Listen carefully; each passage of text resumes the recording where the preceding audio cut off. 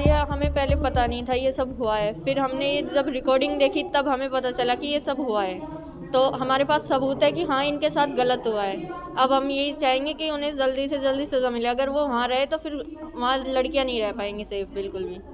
वो पहले भी हो चुका है ऐसा, उस टाइम एक्शन नहीं लिया गया था, अब की बार एक्शन लिया गया है तो देखो क्या होता है। उम्मीद तो यही है कि सब हो हमारे ही उसमें हो फेवर में।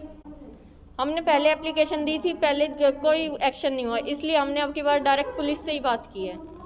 हाँ पता है, एक लड़की के साथ बदतमीज़ी की थी हमारे प्रिंसिपल ने, और उसने हमें बताया था तो हमने एक्शन लिया यहाँ पे स्टेशन पे आके। क्या कैसे हुआ? वो रात को किसी लड़की की तबीयत ख़राब हो गई थी, तो ये मेडिसिन वगैरह के लिए भी उस सर ने नीचे बुलाया था उन्हें, तब उन्होंने बदतमीज़ी की है इनके साथ। मैं मीरपुर में पढ़ती हूँ, जीएनएम का कोर्स कर रही हूँ मिम्स मेडिकल इंस्टीट्यूट में।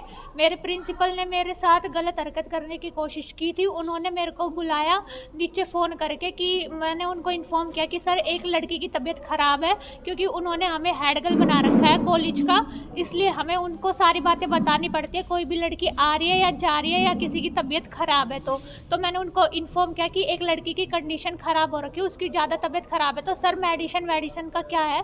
तो वो ये बोले कि भाई हॉस्पिटल में फ़ोन करके पूछ लो जिसकी ड्यूटी लग रही है, और उनसे बोलो कि मेडिसिन है या नहीं है। तो मैंने उनको फ़ोन किया, तो मैं रास्ते में मेडिसिन लेने जा रही थी, तो मेरे को नहीं पता था कि वो आ रहे हैं, तो वो रास्ते में मेरे को खड़े हुए दिख गए। मैंने बोला कौन है, तब वो बोले अरे एक बार इधर आ, मुझे तुझसे कुछ बात करनी है। उनके हाथ में कुछ सामान वगैरह था, तो वो बोले तू जा तो रही है तो ये भी लेते जाना। तो फिर उसके बाद मैंने जैसे ही उनको बोला ना कि सर ठीक है मैं ले जाऊंगी सामान, तो आप दे दो। जैसे ही मैं उनके पास गई तो मुझे स्मेल सी आई कि उन्होंने ड्रिंक वगैरह कर रखी है। जब मैंने उनको बोला ना कि सर सामान दे दो, तो उन्होंने मेरी गुद्दी वगैरह पकड़ ली, और फिर मैंने उनको छुड़वाने की कोशिश की तो उन्होंने मेरे हाथ पकड़ लिए दोनों और अब्यूजिंग वर्ड यूज़ किए। और फिर उसके बाद बोले कि अगर तूने किसी को ये बात बताई तो मैं तेरे घर वालों को तेरा काला चिट्ठा ये सब कुछ बता दूंगा, ये है वो है। फिर उसके बाद अब्यूजिंग वर्ड यूज़ करके बोले कि तेरा करियर बर्बाद कर दूंगा, तू किसी को कुछ भी नहीं बताएगी।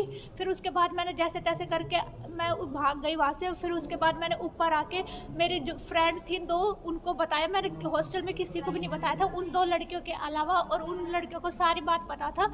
उसके बाद मैं डर गई थी कि उसने करियर की धमकी दी थी ना, इसलिए।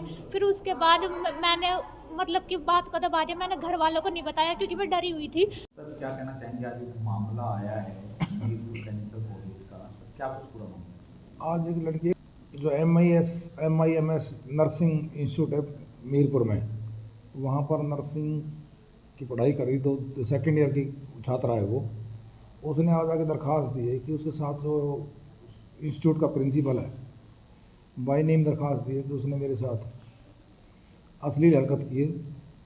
एप्लीकेशन दी जिसकी कार्रवाई अमल में लाई जा रही है। दरख्वास्त दी, 10 अभियोग अंकित करके आगामी कार्रवाई की जाएगी। सर क्या कुछ इसके अलावा जो आरोप लगाए हैं उसमें जो है ना, एक उसने एक वीडियो मोबाइल की क्लिप दिखाई इसने सुनने के लिए, जिसमें वो उससे आवाज़ साफ नहीं आ रही, माफ़ी मांगने के लिए कह रहा है भी मेरे को माफ़ कर दो, कोई बात नहीं, गलती होगी।